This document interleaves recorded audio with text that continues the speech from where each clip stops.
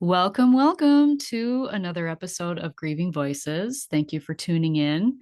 Today, my guest is Dawn Michelle Jackson. She is an advanced grief recovery method specialist, an infinite possibilities trainer, women's retreat facilitator, nurse, and an Amazon bestselling author.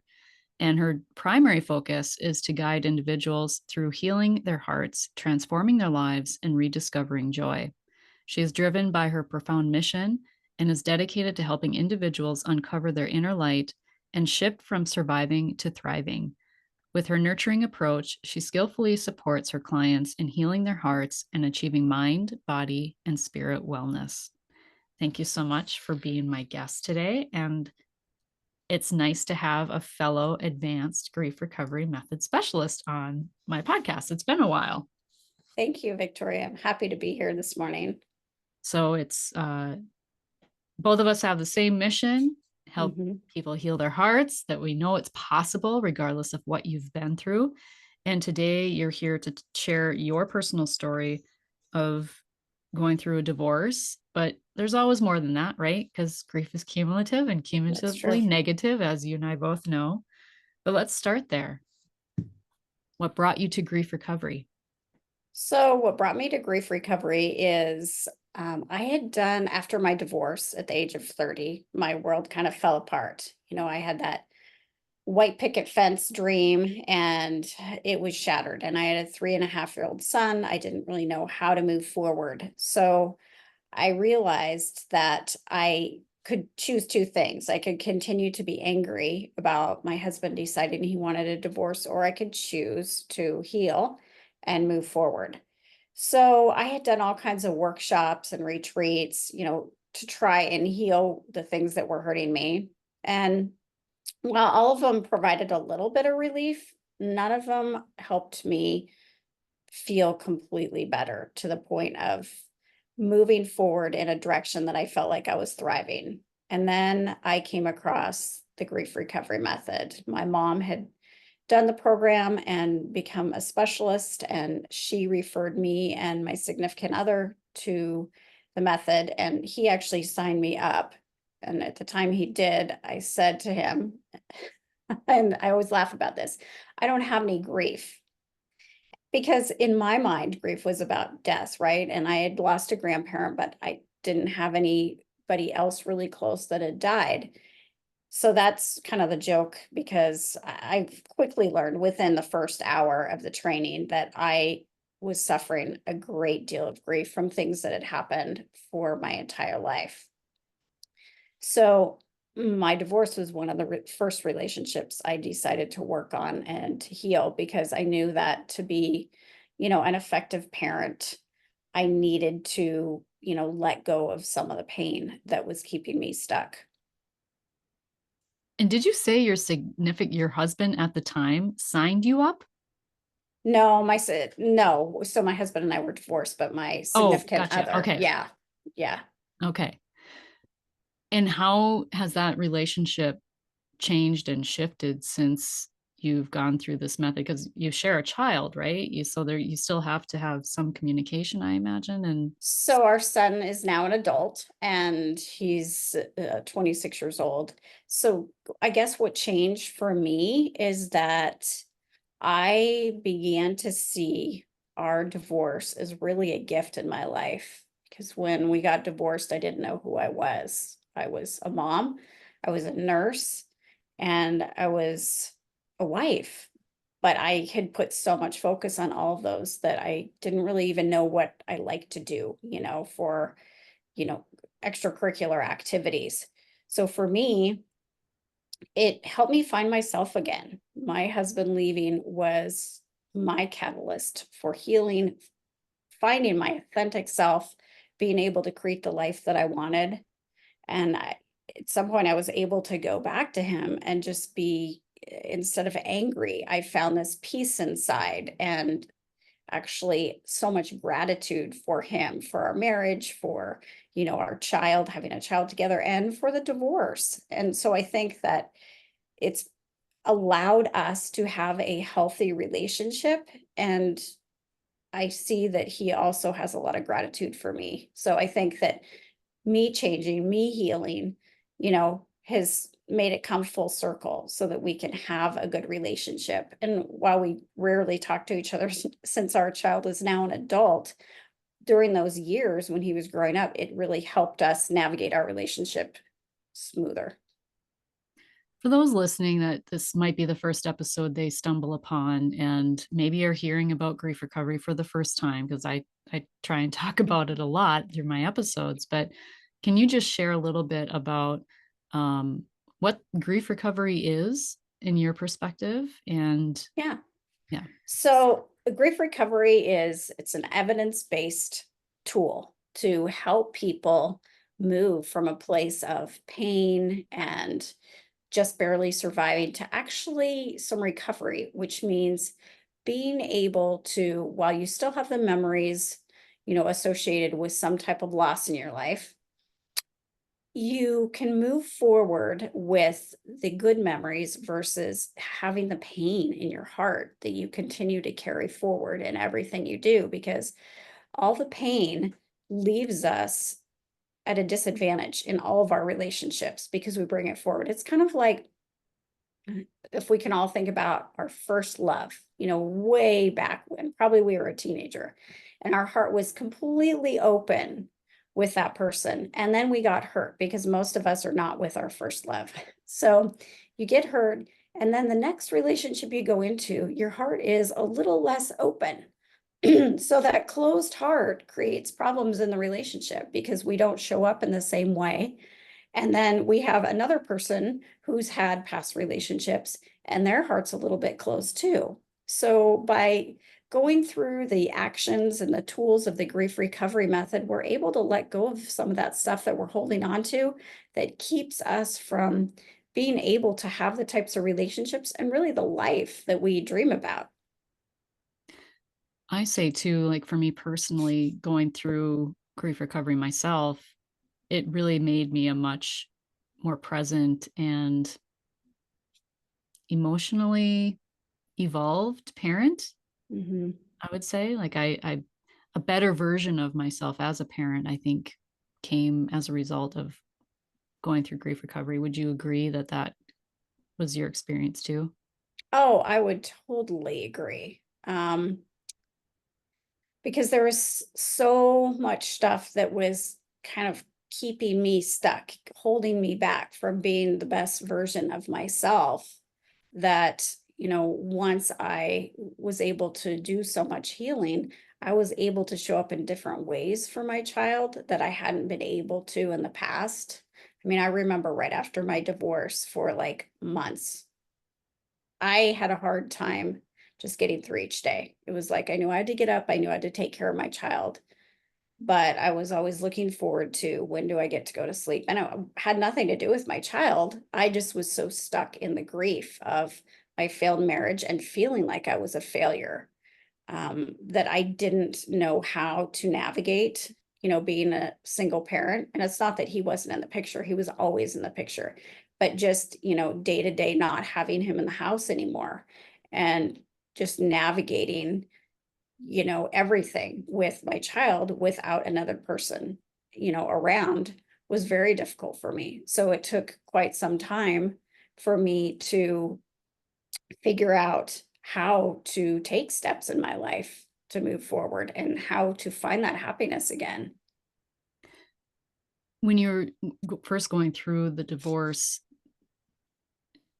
in your relationship with your spouse at the time, did you have a lot of your own friendships outside of the marriage, like girlfriends and things, or were most of your friends like shared friends with him? And because what I hear a lot from women who have experienced divorce that come on my podcast, it's like you have your together friends, and Mhm. then when that relationship comes apart and you divorce, you lose a lot of people in your life Yes. because of it. And was that your experience as well?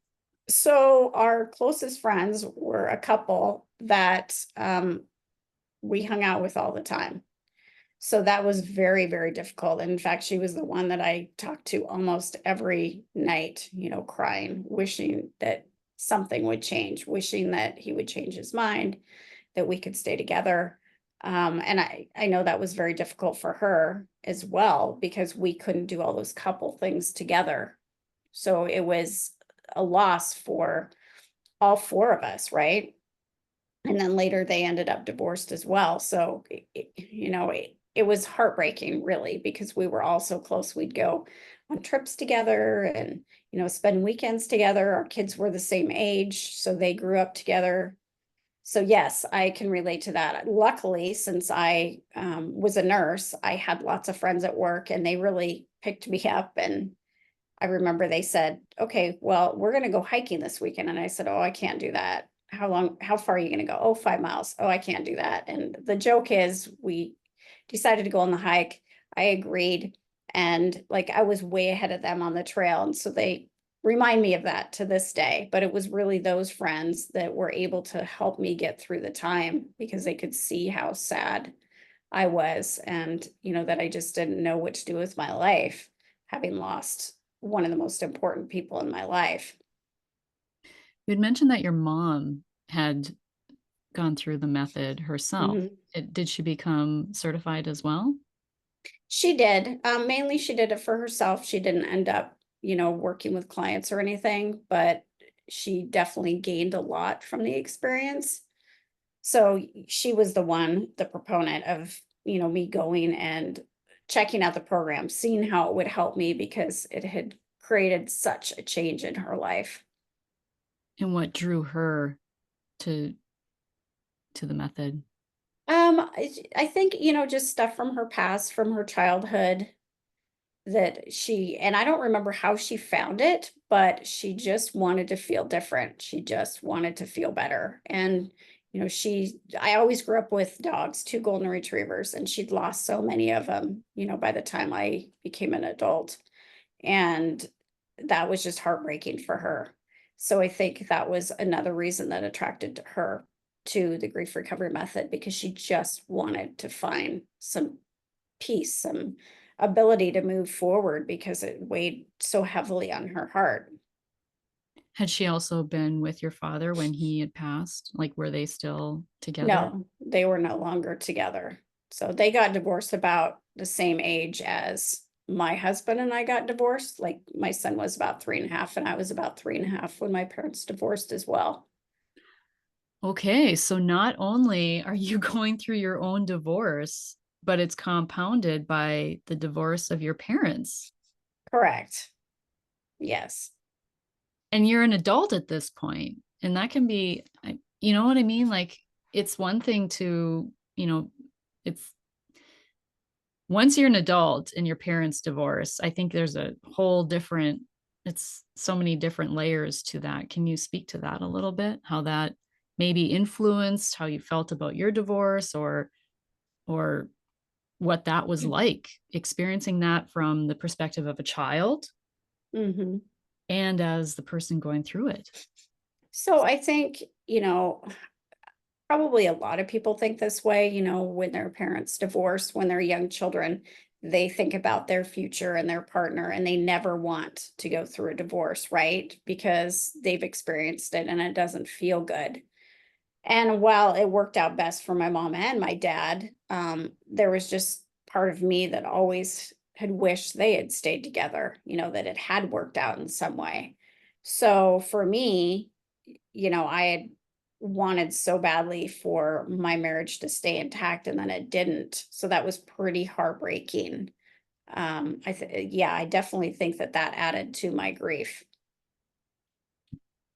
And maybe how you looked at your son, right? And because you're a grieving child. And I mean, am I wrong to say that you were a grieving child, an adult child? Correct. Yeah. No, I would definitely say that I was. There was so many things, you know, about my childhood. I mean, my mother was wonderful. She was always there for me. But there was just things about it, like my parents' divorce, and both of them remarried, and those things, while they did provide a lot of happiness, there was also sadness because it wasn't the intact family that I had hoped for. And then when I couldn't give that to my son, I felt like a failure. So is since you've been going through and working since you went through grief recovery and you've been working with clients, what are some of the things that you in going through the divorce that you Mhm. share from your experience with the people that you work with? I always share with people really how I felt right when it happened, because what I notice is so many people don't talk about it, how devastated they are and how much their life feels like it's been turned upside down. And those days of not wanting to get out of bed and, just wishing the hours away. I always share that with people because it I usually get a response, "Oh my gosh, like I've felt that way before. Like I just didn't know how to move on." Because unfortunately in society, we're just expected to keep moving forward, keep busy, one of the myths. And it's kind of like when we go through a death, right? We get usually the 1 or 2 days off of work and that's it. And we're expected to come back and just be normal again. Well, it's really no difference with a divorce. I mean, a divorce is a death too, right? But a couple days, we don't just feel better. It's just a reminder every single day when we wake up and we're alone that our marriage didn't work out. And so I always share my personal stories about, the way that I felt after my divorce and, navigating being a mom as well, a single mom, and the difficulties behind that. What were because I know before we started to record, you had shared about your father passing. And Mhm. at that point, you had already been a certified grief specialist, advanced specialist. Yes. Is that correct? Yeah. Yeah. So, how having the tools now in your Mhm. toolbox versus not having them before until you did, how was that experience? Did you find that that was your ability to cope and move Mhm. through that grief different now that you had the tools? When I went through my divorce, I really didn't have any tools. I mean, I had some, right? But I hadn't really started my healing journey. So all I knew was I was angry, I was sad, I didn't know how to move forward. I thought I would never feel better. And when I lost my dad, while I still had some of the same emotions, I knew that I had some tools that when I chose to use them would help me move forward and feel better.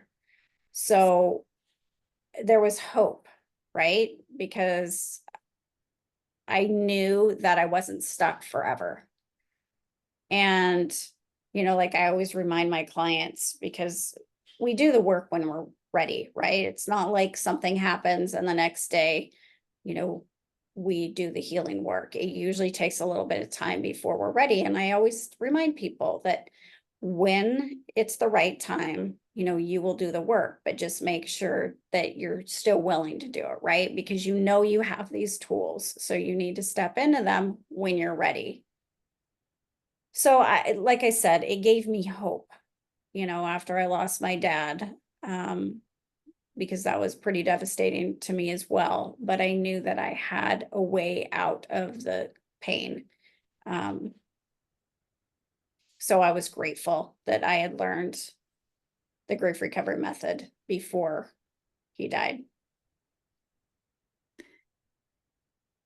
I think it's one thing to have someone in our life who we look up to and value their opinion, such as our mother, Mhm. who suggests something that, and when we witness it changing their life, right? I think it's easier to buy in to Right. something, right? So it was easier for you to buy into the grief recovery method because you had seen how it helped your mother and changed her life. So Mhm. for those listening who are hearing about grief recovery for the first time, who because when we say yes, you need to be ready to do the work, it also takes courage. You might not be Yes. ready. You might not be ready, but you don't get ready by not putting your shoes on and taking action to do the work. Yes. You get ready That's so by true. getting ready. you know? Right. Yep. No, yeah, So you totally have to have the courage. You have to yeah. make the decision to step through the fear. I mean, like I have a great example that's going on in my life today. So, when I left my nursing job 2 years ago, I decided one of the things I wanted to do was try backpacking because my son has been going backpacking since he was a teenager. And so I decided to go on a backpacking trip with him. So fast forward, I haven't gone on one since 2022. And so he called me up last week and said, "Hey, you want to go on a 5 day backpacking trip with me?" And so, he sends me some information about it. And I'm looking, oh my goodness, the elevation and, the miles we're going to do and everything. So I'm super excited. And then, the last couple of days, I'm like, have this fear, like, oh boy, can I do this? Like, I'm 2 years older and it's a lot of miles. And how's my back going to feel? And, so it's a reminder of those things like, we have to choose to step through that fear. We have to choose to have that courage, even though we don't know how it's going to turn out. And I always, ask my clients to have the courage because it is scary to try something new. Even if it is something that we think might work to help us heal the pain that we're experiencing. And I noticed like after a few sessions, it's probably halfway through, all of a sudden I see on people's faces when I'm working with them online, they just look more peaceful. It's amazing. It happens every single time because I agree. they're so scared because they don't know what it's going to involve. They don't know what's going to come up. And the work is not easy. And I always tell people that, but I wouldn't ask you to do something I never did. So I love that reminder that we have to continue, even when we have fear, to step through that and move forward. Take the steps that we need to take, have the courage so that we can feel better. I often have to remind myself, like, I don't grow in my comfort zone. I That is have so to true. step out of my comfort zone, you know, Hmm. speaking in front of people, so much fear, right? Like there's Right. so much fear speaking in front of people. Like, am I going to forget what I'm going to say? I'm going to stumble over my words. Am I going to embarrass myself? Like all these things, right? But you don't grow, you don't get better. You don't, it's not practice makes perfect. It's practice helps you grow. It And does. whether, and you have to practice that courage. Hmm. So No, are you I get taking the it. trip? I am. Yeah. We're leaving I'm in happy like to hear three that. weeks. Yeah. Because here's the thing, we raise our kids for 18 years, right? We hope that Hmm. we've done our job and they leave at 18 and they start to go on their own adventures and finding themselves and all of this and that. And to be asked, I just want to say this, to be asked by your 26-year-old son, I have a 19-year-old son, but to be asked by your 26-year-old son, Mom, do you want to take this backpacking trip with me for 5 days? He's asking you, do you want to spend time with me for 5 days? Hmm. Is I want to spend time with you for 5 days. That's what I hear. And Yeah. I just want to cry for joy with you. I just want to cry with joy for you because I would do it just because of that. Oh, and Even if I yes. had zero training, like just sign me up. If my son asked me, I would be like, heck yes. You might have to pick me up a few times, but heck yes. Right. And that's why I do it because for me, like since he was a little boy, I was hiking with him. I used to live in the about an hour from the Columbia Gorge in Oregon. So we had beautiful waterfalls and hiking trails. And I took him hiking all the time. I have tons of pictures. He would be like, how much farther? And so I'd have to have all these treat bags to keep him occupied. And he'd talk the whole time. It was so funny. And so then he grew up and has a love for the wilderness. And he likes to be out as far as he possibly can where there's nobody, right? And it's a connection that we have. So when I get asked to do something like that, you're exactly right. I'm doing it because I want to spend time with him. Yeah, it's such a great opportunity. Because we aren't promised tomorrow. No, we aren't. And I mean, the last few years, COVID and everything, I think most of us realize that. And that's another reason why I left my job that I really wasn't happy at because I wanted to help people in a different way. And I wanted to have the time with the people I love to be able to, do the things I wanted to do and, not wait until retirement because I have lost multiple friends they retired, and then within a few months, they were no longer with us. And so I just decided it's time to live life now, not in 10 years from now. It's a great segue. So let's talk more about that because you were a nurse for 30 Mhm. years, right? 30 years? Yes. What was the catalyst for that decision? Like to actually like is a really bad analogy, so I'm not going to use it. But what made you just hit the word go To on something leave else? to Yeah. leave nursing. Yeah. So I used to live in Portland, Oregon, and that's where most of my nursing was. And the last few years of living there, I felt miserable. I mean, I made really good money, so I could do most of the things I wanted to do, but there was something missing. Like once I began my healing journey after my divorce, I realized that there was so much like healing that most people needed that wasn't physical.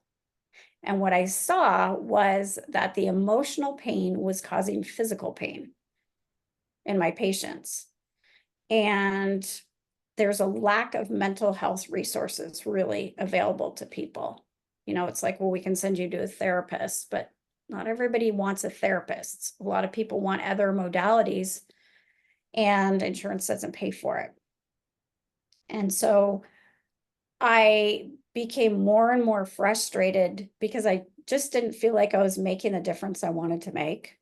So I thought it was the actual job. So when I moved a few hours away, I had a different nursing job. And what I noticed was I didn't feel any better because I was still doing the same thing. I was still telling people we're going to put you on a new medication. And I wasn't helping them address all the emotional stuff, right? That they'd experienced during their whole life. And at the time, I was working with veterans. So Mm, veterans are a really, specific population, and they've gone through so many things that anybody who's not a veteran really doesn't understand. There's a lot of pain. Yeah, there's a lot of emotions. There's a lot of experiences that they don't share with anybody except for their fellow veterans, and sometimes they don't even do that. So COVID hit, and we were short-staffed even more. People were quitting left and right, and we were asked to do more with less. And I was noticing that I kept getting sick. I just emotionally wasn't in a good place. I was never sleeping. And my intuition, because I use it quite a bit, was telling me if you don't leave, then you're going to get sick, like really sick. And that's going to be the end of, being able to do the job that you're doing. And so I just sat with it and sat with it. And, the universe kept giving me these like signs like, you need to do this, you need to leave, you need to do something different, you need to follow your passion. And so finally, I just had it. And it was really hard to get to that spot, especially because I was raised that you have the good job, you have the good benefits, and you're super responsible. And so for me to leave what I was doing, it felt super scary. But it just got to the point where it was too hard to not leave. And so the day I turned in my resignation, I can't even tell you how different I felt. Like my life felt completely changed. I felt mm, a weight lift off of my shoulders. I felt probably physically better than I had in a long time, and of course they said to me, well, how about we let you go part time? And I said, I've asked for the last year and a half to go part time, and you've denied it. So no. Well, can you stay for a few more weeks? And I said, no. And they said, well, why not? I said, because I'm going backpacking with my son. Well, can't you put that off? And I said, no. So for me, it was like too little, too late. Like it was time for me to take care of me. I've spent my life taking care of other people. Nurses, moms, women were caregivers. And so for me to choose me was difficult, and yet it was the best choice I've ever made in my life. What did you go do after you put in your resignation? So then I spent, 3 months not doing anything except for taking care of me, and I would sleep till, like, 10 or 11, which I can't do that now. I always wake up at, like, 7:30, just my body does, but I was so tired. That's how exhausted I was, emotionally, depleted, physically depleted. I felt like my soul had just dried up.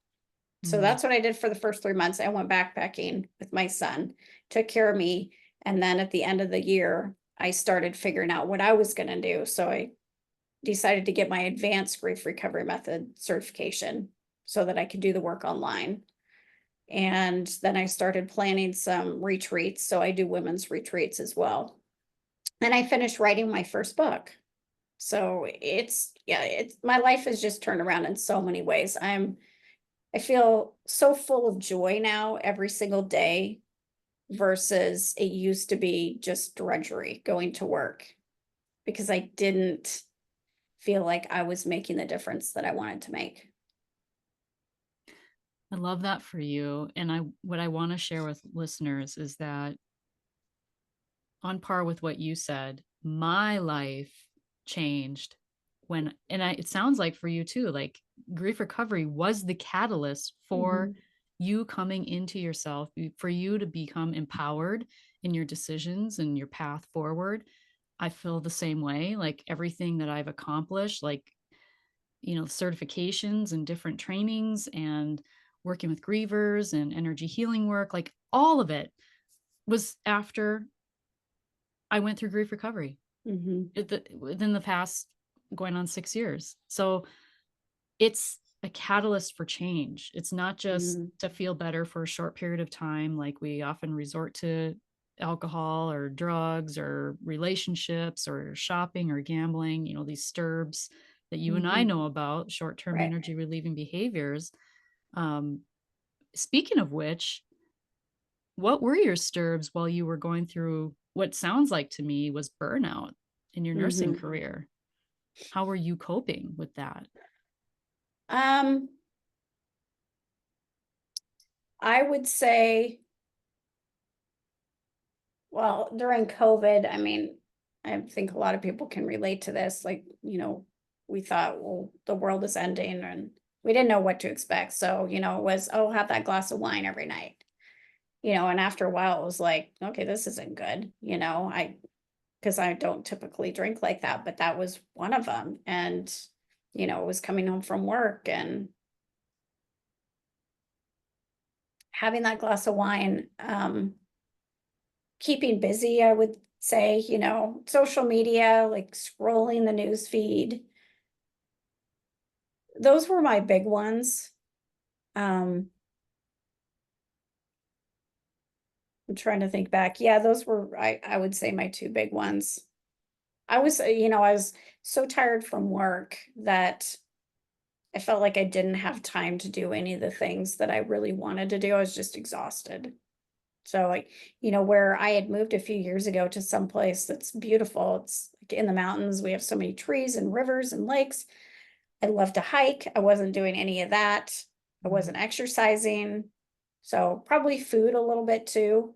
Because when I quit my job, I weighed like probably 10 pounds more than I've ever weighed. And I'm a pretty short person. So, for me to gain that much weight, typically I don't really gain weight easily. So that I knew that, yeah, I wasn't in a good space emotionally. And it sounds like I think a lot of people go through this, especially after you've been doing something for so many years. You know, it's like a depression, right? You're Hmm. depressed. Yeah. One of the things that I'll share this, the grief recovery method helped me with was, although I left my job and I was happy about that, there was a really painful few weeks, months, because all those coworkers had become my friends. They were my tribe. They got me through COVID and all the difficulties that came along with that. I mean, every time we walked into work, there was, oh, we have to change this protocol, we have to change that. And so to leave all those people and knowing I was leaving them even shorter staffed was really difficult for me. But the grief recovery method helped me with being able to make sure that I was complete in all those relationships. So, like, I went around and talked to all the people I was close to before I even put my notice in. And I told them why I was leaving. I told them what they meant to me, how important our relationship had been, how grateful I was for them. And, not one person said to me, I can't believe you're quitting. Everybody said, I'm so glad that you're taking care of yourself, because I told them why I was doing it. It wasn't that I just really disliked this job. It was that I needed to take care of me. That was most important to me at that time. And so it helped me leave that job and not feel like there were all these loose ends, because I was able to communicate with all the people that were important to me. What I also hear is that your why for quitting was Mhm. much stronger than your fear. Yes, it was, because I knew that I was getting to the point I didn't have a choice, because the universe kept giving me these signs. And the fact that I kept getting sick and I couldn't sleep, and, I just did not feel like I was surviving, were big enough for me. It was what I notice now too is, I used to just get these really nice paychecks. And while they meant something to me, not like my pay today. When I'm working with a client, you know, $100 means more than $1,000 used to, because I feel like I'm really making a difference. I notice the transformation in people's lives. So, what do you say to people who just are doubtful that grief recovery can help them?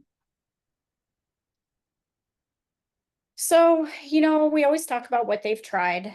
And, I always tell them my stories about how it's helped me move forward. I talk to them about their reservations. Oftentimes it's money, but I also think a lot of it's fear. Like, they don't know that this is going to work. And so, I always remind them that they deserve to live a better life than what they're experiencing at the time. And that unless they, you know, take a step to move forward and to heal their heart, they're going to stay stuck in that same place. But I'm also very aware of, like we talked about earlier, that someone also needs to be ready. They need to choose to step into something. And so, I give them a lot of space. And I have people tell me, oh, I've been following you for like a year, and I've been reading your stuff, and I keep clicking on your calendar link for a discovery call. And then they finally get to the point. They finally have that courage to do it, because I want them to have that courage versus feeling like they're being pushed into something. Because as we want them to show up fully, because that's the only way they're going to really heal. Yeah, you can't half-ass this. No, you To be cannot. blunt, you can't. It No, it doesn't work. Yeah, because, as it's like you get into, like, weeks 4 to 5, they even tell us, like, especially if you do in-person work or groups or whatever, Mhm. okay, you warn them, like, "You're gonna wanna not put your shoes on and walk out that door," but, Right. that's the time you need to dig within yourself and Mhm. find that courage to push through. Yeah, it's hard. I mean, in some ways, I'm grateful I did it in the certification training, right? Versus like 7 weeks, Same. because I wasn't going to be leaving the certification training, because that's not me. If I start something, I'm going to finish it, right? So it like forced me to continue going through the process. which was really painful at the time. But, I wish that there was some way to relay to people, like, yes, going through the process can be difficult, but when you get to the other end, the feeling is amazing. Like, not always right away, but you start noticing how your life is changing, how you feel differently. And there's such a freedom to that. I would like us to share our own personal experiences of going through this method, which is possible in the 2-day workshop, which Yes, neither of us are trained to do, correct? correct. Yeah. So we went through the certification, and that's a 4-day process. So basically, we're kind of going through the 2-day workshop that's available only from certain trainers through the Yes. Grief Recovery Institute. But can you please share your personal experience of going through the training and the program itself? So like I said, when I first ended up at the training, I didn't think I had any grief. And within about an hour, I realized that there were a lot of things in my life that were grieving events. Um, so at first it was difficult to look at that. I mean, it wasn't that I never thought about those things, I did, but when you think about them all together one day, it's like, wow, I've been through a lot. And I think most people realize that. Like, we're not born and then we don't have any of these grieving experiences. We all have them. People always think about death. There's deaths. There's the time that you went to school when, maybe your best friend was mean to you. They bullied you. Even those little things, those stick with us because they create some of our belief systems we have about ourselves. Um, even happy things like having a child, that can be a grieving experience as well because it completely changes our life. Like, you're happy you're having a child, but then you go home and you're like, oh my gosh, I can't even go to the store, right? By myself. So all those things, came up for me, the experiences in my life, the relationships that I had that were less than what I'd hoped for, and all the hopes, dreams, and expectations that I'd had that didn't happen in my life. So it was overwhelming at first, but I think as the days went by, I just realized I am in the right place to heal. And this is such a supportive environment. And I'm going to come out on the other side. Like, I started to realize that, like, this is going to change my life. This is amazing work. So that was kind of my experience. And then, for a while after I became certified, I didn't really do anything with it, except I did do my own work. I mean, I think to this day, I've done like 20 different relationships in my life. And I notice every time I do one, like, how significantly my life changes. And I notice it in my relationships too. Because we all know relationships aren't easy. Any type of relationship, they can be a struggle at times. But doing this work keeps me in a space where I can continue to learn and to grow and work together with someone versus wanting to just walk away. I physically got sick Wow. at my training. Like, so I flew down to Texas for mine. Okay. So it's like I think of it as the version of me that was on that plane going down there was not the same me that came back.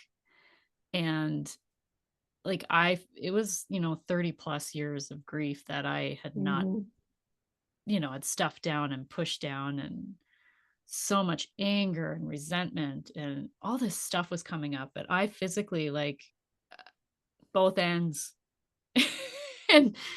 and I came to that class. I was bound and determined. And good for me that I had actually read the book before even going, because had Yeah. I not, because I actually tried to DIY this before I Oh, went in okay. with certification. Like, Yeah. I can learn this. I don't need somebody to walk me through this. I'm gonna help people. Like, that's why I'm doing this. I want to help other Mhm. people. Like, I don't need this, other people need this. And so I was reading the book and then I'm like, oh, yeah, I think I need this. And had another loss actually that came about at the same time. And I was like, yeah, I definitely need this. Mhm. And yeah, I was so sick. Uh Susan was my trainer and Oh, yeah. she ended up going and getting me Dramamine and I was laying on the floor Oh, listening to her instruction and yeah, and it turned out to be a training experience for her that she'll probably never ever have again. Just the dynamics of the group, which was mhm. really crazy. But yeah, it was a very uh it was very life changing, just that experience for me. Sandy Derby was there too at the same time, and she She's was great. yeah, she was my ended up being my partner, and um, yeah, it it was an amazing experience for me. But tell you what, if stuff was it was like the purge before the Yep, purge, and so it can, I mean, our bodies speak to us. they Our do. bodies are I hear always that speaking story a to us. lot, that Hmm. people get sick. 'Cause yeah, we're trying to get rid of this stuff, but there's part of us that's like, "Is it safe to get rid of it?" You Hmm. know? And it never Who are we had gonna been for be? me. Yeah. Yeah. And I tell you what, I couldn't just hop on the plane and go. I could have gone back home, but like you said, had that, I think, been in a group setting or having, Mhm, had to go somewhere, I can see where people would have a hard time sticking it out. But that is where the courage needs to come in, mhm. um, and our responsibility too, as the specialist and the facilitator, to um, hold people's hands and meet them where they're Yeah. at and continue to show them the improvement that is happening, because I think it's hard to see it when you're in it too, right? Like, oh, Mhm. I'm a mess, I'm not progressing, like this isn't helping, but Right. that is the work. Exactly. I Yeah, had a you're client even say to me, she's like, people always say you got to do the work, you got to do the work, and after she went through this program with me, she was like, I understand now Mhm, what the work is. This program is the work. mhm. That's what I that's Yeah.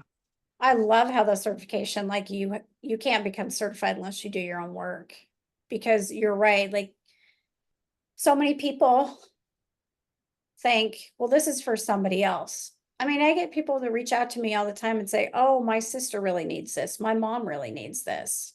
Mhm. And, you know, it's really hard because everybody needs this. We're all grievers. We talk about that all the time, right? Because we've all had grieving events in our life. It's like we can't even sit down and watch a movie or a show at night without seeing all the grief.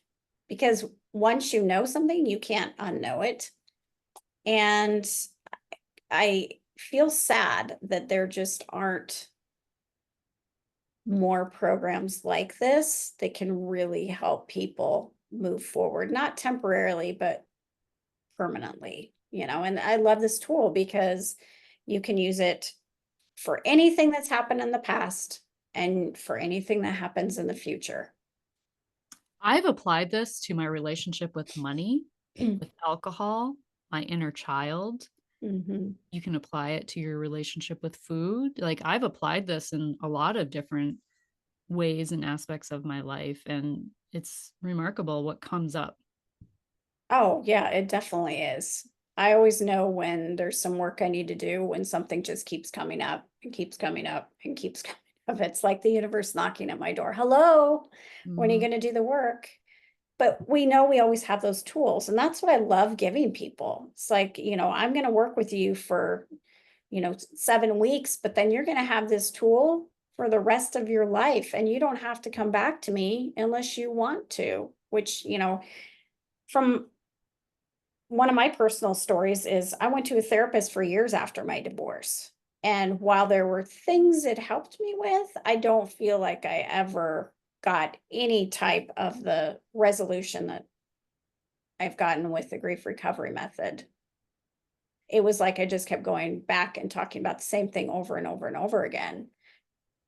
So I love that this program, this tool, this method doesn't keep people stuck, you know, continuing to talk about the same thing. Like, we're helping you get to the point where you don't have to keep talking about all the negative things, because we're going to help you feel better. These tools are going to help you feel better. And it's like algebra. Every lesson builds upon itself, it builds Hmm. upon the week before, and towards the end, I think it, starts to click. I mean, Oh, I I hate math, agree. but I hate algebra, but might not be the best analogy. But it's, yeah, I think that's how this is so brilliantly made, is that you're always taking just a little bit more of a step forward Hmm. through the process, always Yeah, taking action. Yeah. I would agree. And we're empowering people. And We are. I always ask people, like, what has it been costing you to not feel empowered? Yes. What is that costing you? Yeah, there is so much to helping people feel empowered, because when people don't feel empowered, they stay small, they They feel stay stuck. powerless. Yeah, Mhm. exactly. And they don't put themselves out there, the gifts that they came here to share with others. So, I always think, because I'm all about grief and joy and how those go together, for me is like, if we can heal the grief, we get to the joy. That's exactly what happened in my life. I couldn't really find that joy because I was so stuck in all the things that had happened that broke my heart.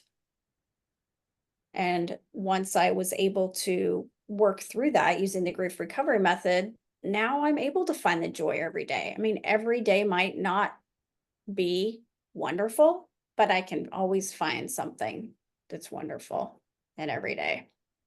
Well, and then you can recognize what it is that, if you start going down this slope of, oh, I'm starting to, be a workaholic, or I'm Hmm. starting to want to drink that glass of wine at the end of the day, like, Right. we're able to recognize that within ourselves. And like you said, you can't unknow it. So you see it in other people. Oh, yes. You see how people are coping with Hmm. life. And yeah, grief is all around us. It's all It around is. us. Yeah, I'm very grateful for the grief recovery method and what it allows us to do, how it allows us to move forward in life. And it allowed you to write your book, Yeah, now I wrote two empowered last you to write year. your book. Yeah, which So tell I us have. about that. So, I'd wanted to write a book for years. I have a friend that's a publisher. She helps people self-publish books, and she coaches authors, writers.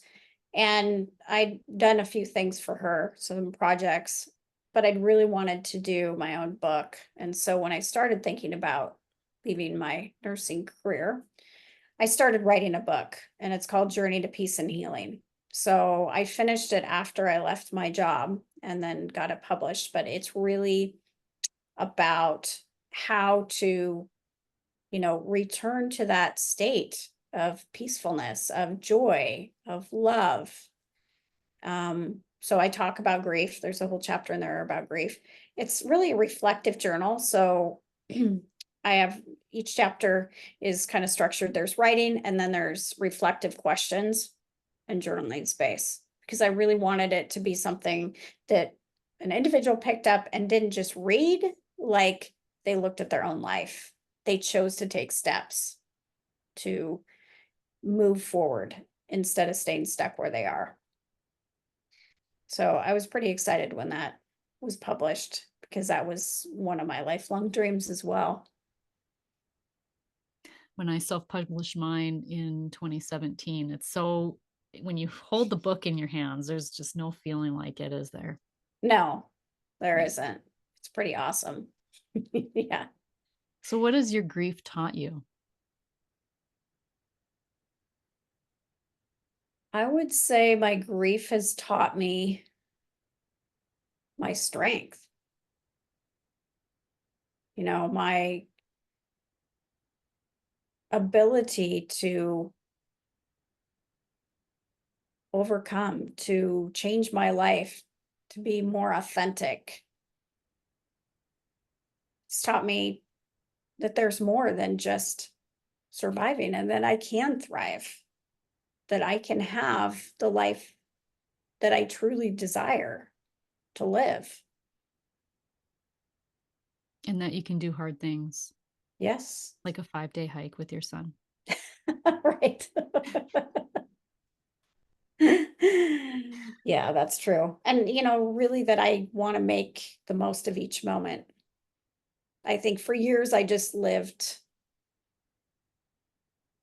day to day, you know, through the drudgery. I didn't really look forward to much. I didn't see how important it was to make the most of each day. And I feel differently now. I try to make the time for the people I love, even if it means I'm not working today. I try to tell people what they mean to me because, like you said, life is short. So, yeah, it's taught me a lot. I'm very grateful. I wouldn't be who I am today without all the different events that I've been through that caused me grief. But now I can see the gifts in the grief. I've been doing this podcast I'll be starting my 5th year here at the end of the month. And all the conversations, that is the theme, is that there's gifts in it. And when you're in it and you're listening to podcast episodes like this, or people are sharing their stories, and you might say, oh well, I didn't go through something that hard, like my grief isn't that difficult, or I didn't experience it that I didn't have it that bad, or we kind of you know place our grief on a chart, against other people's grief, and there is no hierarchy, because grief is No. felt at 100% regardless of who you are and what you've been through. And you can't say that one thing is traumatic for this person and it's not for another. It's so individual, and that's what I think I love about what I think people might see grief recovery as, is like this cookie cutter approach, right? Hmm. And it's not, it's couldn't be more, couldn't be further from the truth. It's because grief is so individual, Yes. and this method honors the individuality of your grief, and that's what I love Hmm. about it. It allows your individual grief to be expressed. Right. And it doesn't compare. I always Yeah. tell my clients, even if you and I shared the same parent, like say we lost our mom, I don't know how you feel and you don't know how I feel because we had different relationships with her and we're different individuals. We're unique.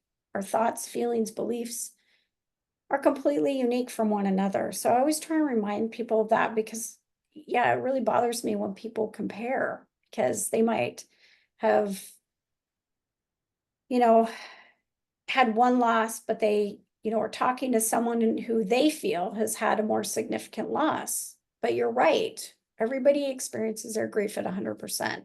So it's really important to recognize that. Yeah. And even too, like you, to your point of growing up in the same home and having, the relationships are individual. And so I've seen so many times in the work that I've done with clients, but even people that Hmm. come on my podcast, it's like, there's so much turmoil within the families because there's this expectation of, well, I feel this way, you should feel this way. Right. That's the same. We had the same parent, or we had the same father, or whatever it was. But the lived experience is so different, and that's the thing. Yes. Like because the relationship is different. You can be Hmm. closer to one parent than the other parent, and the infighting that can happen because we just don't accept that all relationships are unique and individual. Hmm. And that's what this program helps each of us honor within our own lives. And that's what I love about it. Oh, I would totally agree. I always, when I'm working with my clients, not only do I take them through the method, but I also try and provide some education, as the program does, about how we approach people who are grieving, if we're on the other end of that. And, everybody says, wow, I've said some of those unhelpful things. Like, I know how you feel. I've lost my father. And so I always remind people, be gentle with yourself. But one of the best things you can say to someone is, I can't imagine how you feel. Because grievers often don't feel heard. They often feel like we're giving them advice, or we're comparing our losses, or we're judging.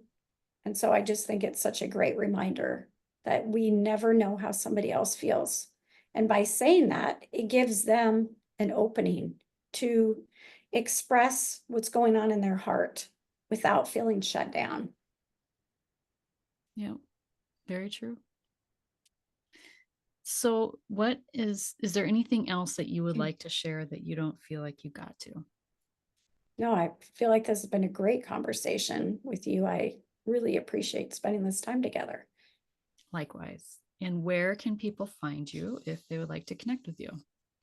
So my website is dawnmichellejackson.com. And then I'm also on Facebook. I'm on LinkedIn.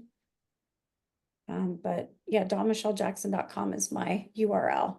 1L, by the way, Yes, in one L. Michelle. Thank you. I figured that out really quickly. Yeah, and I'll put the link for that in the show notes. But when do you have another retreat coming up? It looks like October. I'm working on that right now. Securing a house to do it in Central Oregon. So they're usually fairly small, like up to 10 people, 10 women, because we lodge together, we spend a few days together. It's creates great connection and healing. I used to go to retreats myself, and they were so important for me in my process, and to have that connection with other women and working on ourselves and empowering each other. So that's why I offer these retreats to other women. And do you bring other modalities into the retreats, or can you share a little bit how you like what is offered during these retreats? So we usually look at things like our belief systems. I always talk about grief, although I don't offer the method because that's something that has to be done over, several weeks. But I do talk about grief. And then, we kind of look at where people are stuck, where they're stuck now and where they want to be in their life, and help them create a vision for the future. I usually bring in another person to help me because it's really fun to have two different perspectives on things. So I change that up a little bit each time. So I haven't quite planned it, but it's going to be announced hopefully in the next couple weeks. And you can find all that information on your website as well, correct? Correct. Yep. And your book, also, the link to your book is on your website. Both my books are on my website, and they're also on Amazon, the paperback and the digital version. And on social. You are on social Yes. media as well. Yep. Well, thank you so much for sharing in your grief recovery experience with me and my listeners. I always love having other specialists on that, we can kind of talk shop a little bit, but also Yeah. share our personal experiences, because I've seen this method not only work through the lives of my clients, but when I have people that come on my podcast who've also experienced it, um, it's like you just have to experience it. It's kind of hard to describe and explain in a nutshell. Even it's, Mm-hmm. I guess, in one word, it'd be transformative. I would agree. That would be the easiest way, I guess, to explain it. But Mm-hmm. it's such a big word too, right? Like, can it really be transformative? Well, yes, it can Yes. when you do And the work. yeah, and the more work you do, the more transformative it is.